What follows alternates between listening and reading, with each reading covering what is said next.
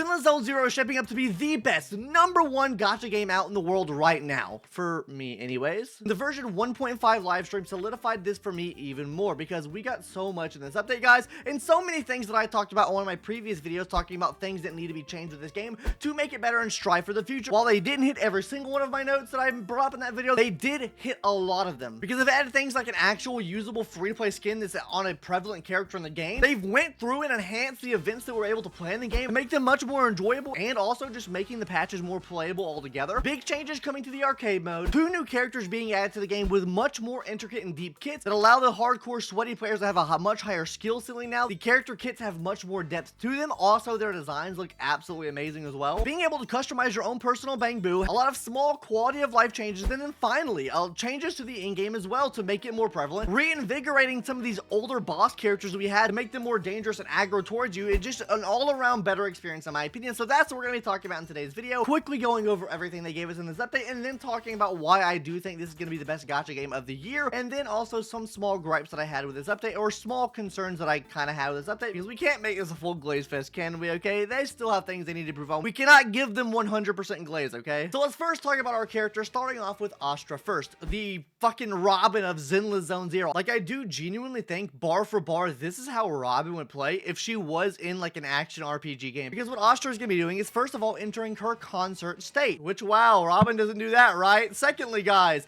she's going to be basically invulnerable whenever your allies are on the field. I wonder who else does that. Well, I guess she's not invulnerable, she can still take damage, but you get the point what I'm trying to make here. Third, she does damage and hits enemies when your allies are attacking enemies. Third, fourth, or whatever the number we're on now, she gives your allies damage and attack buffs as well. She's also helping your allies out by giving them ability to quick assist in and off the field when she's in her concert state. Then on top of that, when she activates her ultimate move, she'll be healing every single person on your team, and then on top of that, she'll be allowing the next 2 quick assists to be a chain attack. So I mean, like, honestly, bar for bar, literally, we have Robin in Zenless Zone Zero, guys. If this character's not a must pull, then I don't know what is. She just seems so good. I love the way her movesets look, or the way her concert looks, everything like that. I do think that she is going to be an absolute meta-breaking character. I do feel like that she will future-proof your account for future Ether characters to come in the future. Can't go into leaks territory, obviously. But now, let's go ahead and talk about her manager, Evelyn, guys. Evelyn, holy Yelan, bro. We just got another copy and paste from Genshin Impact here, but I do believe Evelyn's kit is a lot more intricate, and honestly, I feel like the skill cap on Evelyn's kit is a lot higher than what Yelan's might be in Genshin Impact. Because not only does Evelyn have 2 separate meters she has access to, she also has access to 2 separate forms as well. So let's go ahead and start off with the meters first, guys. She has 1 meter that you kind of charge up over time by doing attacks and dealing damage on enemies, and this meter kind of works how Jane Doe works, where you kind of get enhanced basic attacks off, enhanced skill attacks off, just by either holding down the skill or holding down the basic attack. You can activate her Garrett attack. I'm probably butchering the fuck out of that name. Every single time you activate one of these Garrett attacks, you're going to be getting 1 stack of tether, which is the second meter she has. At 3 stacks of tether, guys, you basically can launch off a free chain attack, so you don't even need allies to like stun the enemy and do all that. And honestly, this chain attack she does is like, it really is just Kafka and Yelan coded, okay? Coded because now we're going to talk about her ultimate move now, which is really cool because she has a code on when before you activate it, and then when you activate it, she takes the code off because she needs to air them bad boys out, and you know what I'm talking about. Secondly, guys, she enters her Dance of Awakened Fire state. Basically, this is going to give you 1 tether point until the end of battle, so this just makes it easier for you to actually max her tether points out, because this only makes you get 2 now instead of 3 to activate her chain attack. And then after that, guys, she actually has a second animation, or a second like ultimate move kind of, and this is where I love the attention to detail at, right? Because the attention to detail is here when she activates her ultimate. Obviously, she doesn't have her jacket on anymore, so she's not going to have her jacket on when using this ultimate. It was basically the same ultimate you'd be doing before, but she just doesn't have her jacket on. I just love the attention to detail of that. They could have just, you know, thrown the towel in and just kept her jacket on the whole time, but it does show that they care about these ultimates, though it's not like a full, complete, separate animation. The jacket's not there, so cool to me, right? No jacket, no problem. So that's really all I want to mention as far as the characters goes, guys. I will have a full video out on both of these characters, kind of going into more detail on what they actually do and how they actually work. But for the sake of this video, I don't want it to be too long, so let's go ahead and talk about everything else we got with this update, which is going to be the banners, because the side 1, guys, we're getting Astra, our buffer queen, our idol, our Robin of ZZZ, right? But with her, we're getting a rerun, our first rerun we've ever gotten in this game, which is going to be Ellen Jo. Now, Oh man, if you pulled Miyabi, I mean, is there really any reason to pull Ellen Joe? I don't know, man. I don't think so. But hey, Ellen Joe's gonna be here for a rerun, and on side 2, guys, with Evelyn, we'll be getting a rerun of Chingy as well, which is a breaker, which honestly, probably still the best breaker in the game, in my opinion. But yeah, Chingy's gonna be here on side 2. But on top of this, guys, they gave us something else special, okay? Not 1, not 2, but 3 different skins. Now, 2 of these skins are gonna be completely paid for. They do have a limited time offer on these skins whenever they're first released, but it looks like these skins are going to be permanent, so there's no FOMO to actually getting these skins in the future. The only FOMO there is for the free skin, which is the free Nicole skin, which is finally a skin that we can use on a character that is actually viable in the game. It is a top meta unit that a lot of people are using on their accounts right now. This is not some HSR bullshit where we have, you know, oh, let's give Preservation March 7th a skin. They're giving us a completely free skin that is actually usable, guys. Now, the FOMO here is that if you don't complete the event, you do have to buy this skin after the fact. As far as skin prices, don't really know on that too much. I'll touch more on that at the end of the video on what I think the prices should be on skins, and these skins in particular. But we are getting 3 skins added to the game, and I love cosmetics and I love skins, so please give it to us. It's something I can finally get without having to actually gacha for. That now leads us into our event category. Yes, guys, finally. Oh my god, I griped about this in my past video and like past ZZZ patches and stuff. Events. Gamers, this main event looks amazing. First of all, guys, the event is like basically dressed to impress, right? We're dressing up our own Bang Boo in a beauty contest. And you're like, what the fuck? El Copium. And trust me, it's not. There is what seems to be PvP with this, which we're going to get into in a second here. But basically, you do these little mini games where you do like these little quick time event things to make your Bang Boo do a little dance, and then you get cosmetics for them. But this is not the bread and butter that I see with this. They are giving us Fall Guys, but for Bang Boos. And I think it's going to be online play, so you can play with friends, maybe a group of people, against other people online, and it looks so sick, dude. We got some of this from the trailer, and then we also got some of this from here as well. They didn't really go into too much detail on this, but Fall Guys is coming to ZZZ, baby, and this is exactly what I asked for in that video. I talked about all the problems with ZZZ. I do feel like this adds a lot of longevity to patches by having events like this, because first of all, you can make your own Bang Boo, which it gives you customization, which gives you personalization to make you more attached to the event and want to play it more because you're customizing your own Bang Boo to play the event. Secondly, guys, it's online PvP, so every match is going to feel kind of fresh because you're playing against new faces every single time you go into this, which is also really cool too. So like, I love when they add like these non-competitive online game modes we can do. This just gives so much more life to the game, and I do feel like it's going to incentivize players to play the patches more and to keep players engaged with the game more. I know it's going to keep me engaged with the game more. Now, secondly, guys, we are getting fishing. Yes, thank you. Maybe it's not going to be like Genshin Impact fishing. It actually kind of looks like Genshin Impact fishing, maybe a little bit, where you go one way, oh, go another way, yeah, and then you catch fish, right? And then you collect these fish, and the more fish you collect, the more rewards you get, and then the more fish you collect, you also can go to more islands to catch some more different fish, and then get rewards for that as well, and then you can also get like a wallpaper for your Bang Boos, which is really cool. So a fishing event also seems pretty cool, very unique to what this game has done in the past. We haven't had anything like it in the game thus far, so I do think this event will be pretty fun too. We're also getting a new mini game added to our arcade, which is like a speed type mini game. Basically what this is going to do is you go with a little car or a little like vehicle or something and collect like power-ups and stuff like that and go through a course. You'll see gameplay footage here on the screen for what the gameplay actually looks like. And then on top of this, guys, big updates to the roguelike mode within the arcade mode, because now we'll be able to play with friends. Not only this, guys, we're actually going to have new characters we can play with inside this game mode, and then they're adding an endless mode for those sweats that want to climb as high as they can on those leaderboards. And overall, this is just really good for the game in general because it does give you more stuff to do within the game. After you've ran out of all your battery charge and you can't grind up any more characters, you've done all the in-game, you kind of have these modes where you can play co-op, do endless mode here, and then you can go back and play the Fall Guys event that we have in the game. I just think these events are so great. Also, we're getting a camera event as well. I guess this is good for CCs. This event's kind of mad, like you do combat and you take pictures.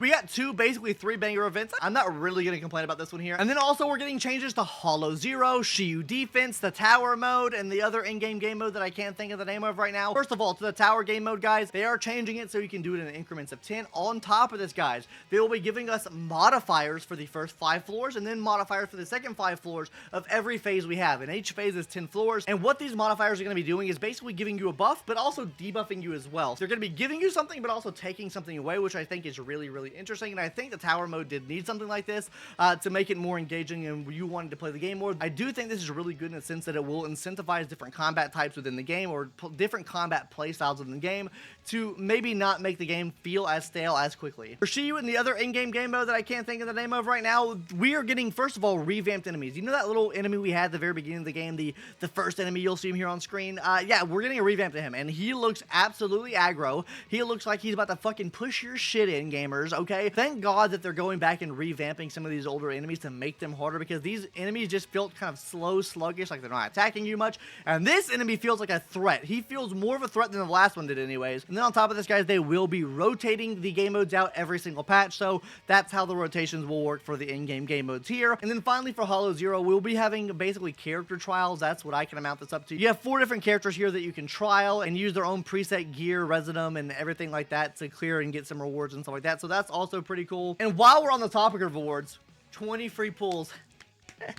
Yippee! 20 free pulls, 480 free polychromes, which is, that's okay. And then 10 free Bane Pawns. Guys, 20 free pulls, absolutely huge here. We love the 20 free pulls. If you can get your Evelyn, you can get your Astra, whatever you want to get here. Hey, yo, free pulls. You can't really complain about getting 20 free pulls in a patch, okay? This is a Ho-Yo game. And then finally, my favorite part, quality of life, gamers. So for quality of life, we're getting a plethora of things here. I'm just gonna speed run through them here really quickly. So first of all, guys, we'll be able to now randomize our wallpapers when we pause the game. We'll be getting a badge display. We're also getting an immediate pass on the fodder mobs when we go through and do the notorious hunt mission, so that means we get immediately to the boss now. Also, custom training plans. So this means if you want to track the exact resources you need, if you maybe want to max your skill out but not max the dodge out, you can calculate the exact materials you need here. It'll also help with farming and sorting out your disk drive when you're actually building these characters up. You're now getting the exact battery charge amount whenever you're using your reserve battery charge when doing events and stuff like that, so you don't have to waste any or do it manually. They're also doing a UI improvement to see disk drives whenever you're going to actually farm your disk drives out. They're also going to have an auto craft and dismantle feature whenever you're upgrading characters. And then finally, guys, you're going to be able to actually save main stats separately for each gear piece. So say you have a character that wants crit rate, you can save that crit rate stat there, go over to a different character, and then maybe they don't want crit rate, so it's not going to save there for that character.